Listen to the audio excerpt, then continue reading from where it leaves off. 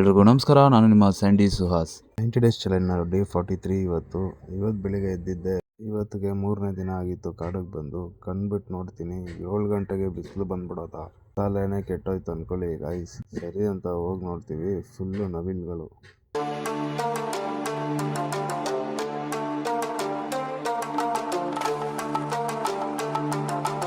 ಸರಿ ಅಂತ ನಾಷ್ಟ ಮಾಡಿಕೊಂಡು ಒಂದಷ್ಟು ಹಣ್ಣುಗಳು ಕೀಳೋಣ ಅಂತ ಕಾಡು ಕಡೆಗೆ ಹೊರಟ್ವಿ. ಆದರೂ ಏನು ಹೇಳಿ, ನಮ್ಮ ಹಳ್ಳಿ ಲೈಫಲ್ಲಿ ಸಿಗೋ ಒಂದು ಸುಖ ನೆಮ್ಮದಿ ಸಿಟಿ ಲೈಫಲ್ಲಿ ಸಿಗಲ್ಲ ಕಣ್ರಿ. ಫೈನಲಿ ಹುಡುಕಾಟ ನಂತರ ನಮಗೆ ಗೇರಣ್ಣು ಬೀಜ ಸಿಕ್ತು. ಸರಿ ಅಂತ ಒಂದಷ್ಟು ತಿಂದ್ಬಿಟ್ಟು ಇನ್ನೊಂದಷ್ಟು ಸಾಯಂಕಾಲ ಬೇಯಿಸೋಕ್ಕೆ ಅಂತ ಎತ್ತಿಟ್ವಿ.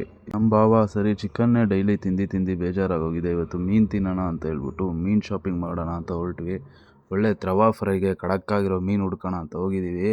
ಡಿಫ್ರೆಂಟ್ ಮೀನುಗಳು ಅಂದ್ಕೊಳ್ಳಿ. ನೋಡಿ ಯಾವ್ಯಾವ ಥರ ಮೀನಿದೆ.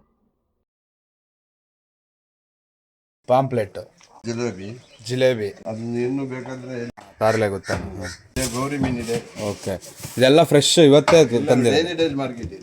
ಸರಿ ಅಂತ ಮನೆಗೆ ಬಂದು ತವಾ ಫ್ರೈಗೆ ಬೇಕಾಗಿರೋ ಮಸಾಲಾನೆಲ್ಲ ಆ್ಯಡ್ ಮಾಡಿಕೊಂಡು ಮ್ಯಾರಿನೇಟ್ ಮಾಡೋಕ್ಕೆ ಸ್ಟಾರ್ಟ್ ಮಾಡಿದ್ರು. ಹಂಗೆ ಈ ಕಡೆ ಊರಿಗೆ ಬೇಕಾಗಿದ್ದ ಹಣ್ಣು ಐಟಮು ಅದೆಲ್ಲ ತುಂಬಿ ಪ್ಯಾಕ್ ಮಾಡ್ತಾಯಿದ್ರು ನಮಗೆ.